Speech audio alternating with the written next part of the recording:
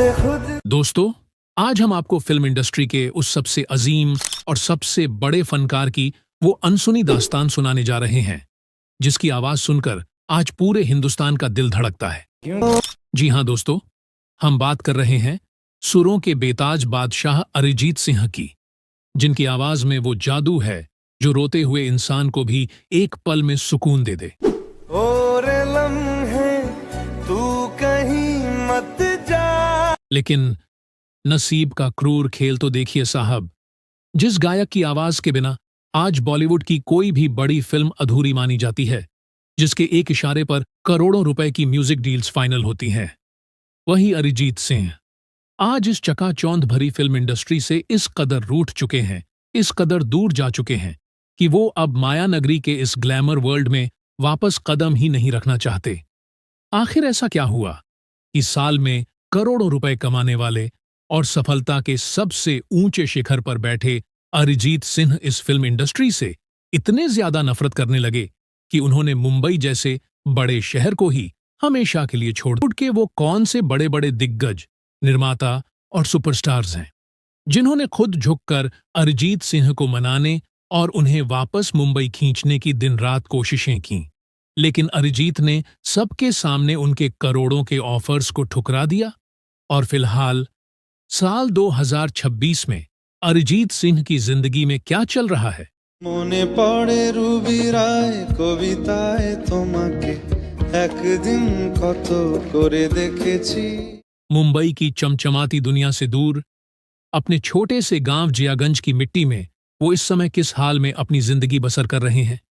दोस्तों, आज की यह दास्तान आपके दिल के तार हिलाकर रख देगी, क्योंकि अरिजीत सिंह के बारे में आपने अब तक इंटरनेट पर जो कुछ भी सुना होगा वो सिर्फ एक अधूरा सच था। पर आज हम आपको उनके इस मौन विद्रोह और उनके जीवन के ऐसे ऐसे अनसुने और चौंकाने वाले राजों से रूबरू कराएंगे कि आप सभी हैरान रह जाएंगे। You're not taking on any projects. For some time you want to take a break. Or you want to not sing for Hindi. ऐसे मत करिए। No. तो दोस्तों, अगर आज आप माया नगरी के पर्दों के पीछे छिपा कुछ बिल्कुल अलग और कुछ हटकर देखना चाहते हैं, तो हमारी इस पेशकश के साथ आपके अपने चहेते चैनल बॉलीवुड बायो टाइम पर आखिर तक बिल्कुल दिल थाम कर बने रहिए। Can I say something? हाँ हाँ हाँ। I don't like it at all. हाँ? क्या बात कर रहा है? नहीं नहीं, अंदर आके सुन, अंदर आके सुन। एक मतलब मुझे सोल मिसिंग लग रहा है। अच्छा ठीक है, तू कर। मतलब मुझे ट्राई करना हाँ कर कर कर। And दोस्तों, अरिजीत सिंह का इस माया नगरी से रूठने का सिलसिला आज का नहीं है, बल्कि इसकी जड़ें बहुत गहरी हैं। पहली सबसे बड़ी वजह है मुंबई का दिखावा और खोखलापन। अरिजीत सिंह एक बेहद सादगी पसंद इंसान है। उन्हें तड़क भड़क लेट नाइट पार्टियां, पीआर स्टंट्स और मीडिया के कैमरों के सामने नकली मुस्कान बिखेरना कभी पसंद नहीं आया। माया नगरी में जहां हर इंसान एक नकली मास्क पहनकर घूमता है, वहां अरिजीत का दम घुटने लगा था। दूसरी सबसे बड़ी वजह थी इंडस्ट्री का पॉलिटिक्स और नेपोटिज्म। शुरुआत के दिनों में अरिजीत सिंह को भी कई बड़े बैनर्स ने रिकॉर्डिंग करवाने के बाद रिप्लेस कर दिया था। इसके बाद साल 2014 में एक अवार्ड फंक्शन के दौरान सुपरस्टार सलमान खान के साथ हुआ उनका वो मशहूर विवाद तो आप सबको याद ही होगा। उस एक छोटी सी गलतफहमी के बाद जिस तरह पूरी इंडस्ट्री के कुछ गुटों ने अरिजीत सिंह को कॉर्नर करने की कोशिश की, गानों से रिप्लेस किया और मानसिक तौर पर परेशान किया, उसने अरिजीत का दिल पूरी तरह से तोड़ दिया। उन्हें समझ आ गया कि यहां टैलेंट से ज्यादा चापलूसी की कद्र होती है। अरिजीत सिंह को एहसास हो गया कि यह मतलब भी दुनिया उनके जैसे पाक और सच्चे कलाकार के लिए बनी ही नहीं है। इसीलिए उन्होंने फैसला किया कि वो फिल्मों के लिए गाने तो गाएंगे, लेकिन मुंबई की इस जहरीली आबोहवा से हमेशा के लिए दूर रहेंगे। और लम्हे तू कहीं मत जा। अरिजीत सिंह का जन्म 25 अप्रैल 1987 के दिन पश्चिम बंगाल के मुर्शिदाबाद में एक साधारण से घर में हुआ था। उनके घर में सुरों की कोई कमी नहीं थी। माँ उन्हें संगीत सिखाती थीं, तो उनकी मौसी शास्त्रीय संगीत की गुरु थीं। उस घर में टीवी कम चलता था और रियाज ज्यादा होता था। साल 2005 में दुनिया ने उन्हें पहली बार देखा। शो का नाम था फेम गुरुकुल। एक दुबला पतला सा लड़का जो मंच पर खड़ा तो होता था, लेकिन अपनी आवाज से वो जादू नहीं बिखेर पा रहा था जिसकी उम्मीद जजों को थी। नतीजा, वो शो हार गए। दुनिया उन्हें भूल गई, इंडस्ट्री आगे बढ़ गई। लेकिन यहीं से एक बहुत बड़ी सच्चाई ने जन्म लिया। अक्सर कैमरे पर दिखने वाली हार असल हार नहीं होती, वो तो इंसान को अंदर से फौलाद बनाने की तैयारी होती है। मुंबई जैसे शहर में जहां अक्सर आवाजें बिकती हैं पर आत्मा नहीं, वहां अरिजीत का टिकना नामुमकिन सा था। वो छोटे छोटे कमरों में रहे, बहुत कम पैसों में गुजारा किया और स्टूडियोज में दूसरों के लिए डेमो गाने गाए। लेकिन वो सिर्फ गा नहीं रहे थे, वो संगीत की प्रोग्रामिंग और बैकग्राउंड वोकल्स की हर बारीकी को सीख रहे थे। फिर आया साल 2013, जिसने भारतीय संगीत के इतिहास को हमेशा के लिए बदल दिया। फिल्म थी आशिकी 2 और गाना था तुम ही हो। इस एक गाने ने अरिजीत सिंह को रातों रात हर घर की पहचान बना दिया। यह गाना सिर्फ हिट नहीं हुआ, बल्कि इसने लोगों को संगीत महसूस करने का एक नया जरिया दे दिया। इसके बाद तो मानो अरिजीत की आवाज हर फिल्म की जरूरत बन गई। फिल्म का ट्रेलर आया, तुम ही हो पूरे देश की जुबान पर चढ़ गया। लोग पूछने लगे कि यह दर्द से भरी रूहानी आवाज आखिर किसकी है। मुंबई जैसे शहर में अरिजीत ने कई रातें भूखे पेट बिताई हैं। वो छोटे से कमरे में म्यूजिक प्रोग्रामिंग करते थे ताकि अपना खर्चा निकाल सकें। उन्होंने प्रीतम जैसे दिग्गजों के साथ सालों तक पर्दे के पीछे रहकर काम किया। ये वो वक्त था जब अरिजीत अपनी आवाज को तराश रहे थे, जैसे कोई जौहरी हीरे को तराशता है। साल 2013 में जब तुम ही हो गाना रिलीज हुआ तो ऐसा लगा मानो पूरा देश थम गया हो।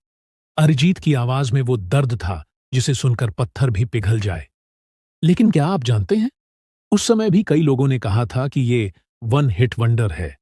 पर अरिजीत ने एक के बाद एक हिट गानों की ऐसी झड़ी लगाई कि विरोधियों के मुंह पर ताला लग गया। चाहे सलमान खान के साथ हुआ वो मशहूर विवाद हो या फिर इंडस्ट्री की खेमेबाजी, अरिजीत ने कभी किसी के सामने घुटने नहीं टेके। उन्होंने हमेशा ये साबित किया कि टैलेंट किसी पावर या पोजीशन का मोहताज नहीं होता। आज अगर वो बॉलीवुड से दूर भी हैं, तो ये उनकी कमजोरी नहीं, बल्कि उनकी ताकत है। মনে পড়ে রুবি রায় কবিতায় তোমাকে একদিন কত করে দেখেছি। दोस्तों, अरिजीत सिंह वो फौलाद हैं जो आग में तपकर कुंदन बने हैं। आमिर खान की जियागंज यात्रा और अरिजीत का ये संघर्ष क्या बॉलीवुड में एक नए सुनहरे दौर की शुरुआत है? क्या आपको लगता है कि आमिर खान की फिल्म में अरिजीत सिंह का गाना होना ही चाहिए? अरिजीत की वो कौन सी बात है जो आपको सबसे ज्यादा प्रेरित करती है? क्या अरिजीत को बॉलीवुड की राजनीति को भूलकर फिर से वापसी करनी चाहिए? हमें नीचे कमेंट में लिखकर जरूर बताएं। तुझे बिन जाने बिन पहचाने। और दोस्तों, आज जब अरिजीत सिंह ने अचानक मुंबई छोड़ी और अपने गांव शिफ्ट हो गए, तो पूरी फिल्म इंडस्ट्री में हड़कंप मच गया। क्योंकि आज के दौर में अरिजीत का मतलब है फिल्म का सुपरहिट होना। बड़ी बड़ी म्यूजिक कंपनियां और फिल्म डायरेक्टर्स उनके घर के चक्कर काटने लगे। सबसे पहले महान डायरेक्टर संजय लीला भंसाली ने उन्हें मनाने की कोशिश की। भंसाली जानते थे कि अरिजीत की आवाज में जो शास्त्रीय ठहराव है वो किसी और में नहीं है।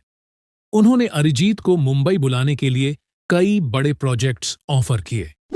इसके बाद बॉलीवुड के सबसे बड़े फिल्म निर्माता करण जौहर ने भी अरिजीत को वापस मायानगरी के बड़े प्रोजेक्ट्स से पूरी तरह जोड़ने के लिए एडी चोटी का जोर लगा दिया।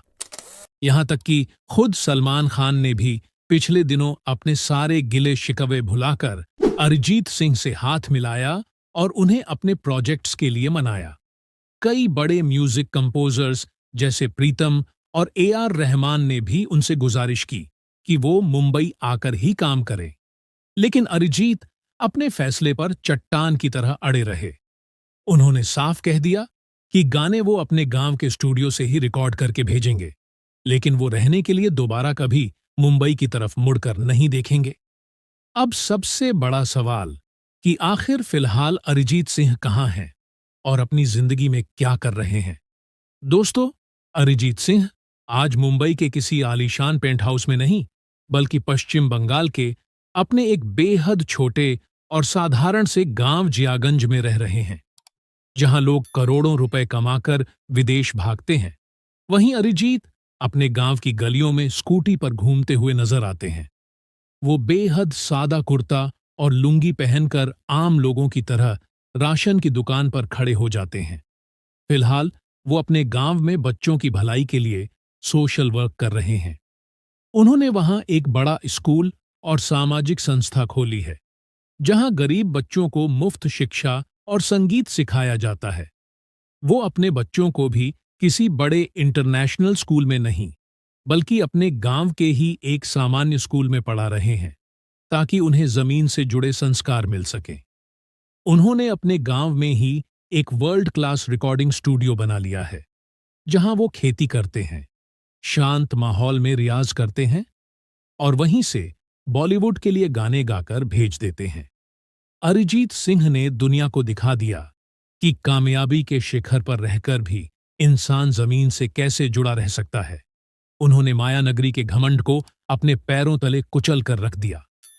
तो दोस्तों, यह थी बॉलीवुड के सबसे बड़े सुपरस्टार सिंगर अरिजीत सिंह के इस मौन विद्रोह, उनकी बेहिसाब सादगी और माया नगरी को लात मारने की पूरी सच्ची दास्तान। You're not taking on any projects. For some time you want to take a break. Or you want to not sing for Hindi. ऐसे मत कर यार.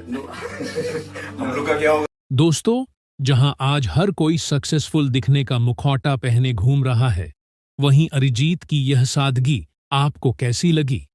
नीचे कमेंट बॉक्स में अपनी राय